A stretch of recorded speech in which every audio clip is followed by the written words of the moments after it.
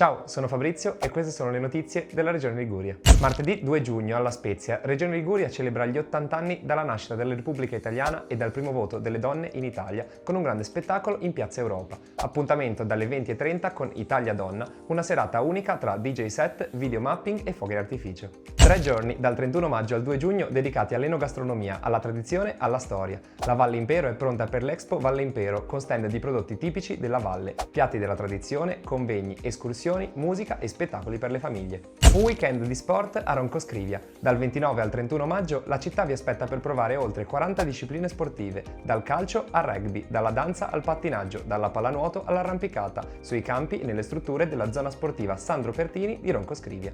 Dal 29 maggio al 1 giugno a Boissano torna la Sagra dei Sapori Liguri, che da anni inaugura la stagione estiva. 4 giorni di festa, gusto e condivisione, con piatti tipici, prodotti di qualità e intrattenimento musicale. A Fezzano di Porto Venere arriva Disartiglier Festival. Venerdì 29 e sabato 30 maggio, cibo di strada, musica, laboratori per grandi e piccoli e tradizioni marinarie vi aspettano una kermesse che mette al centro la diversità, l'accoglienza e l'inclusione. Rimanete aggiornati sui nostri canali social.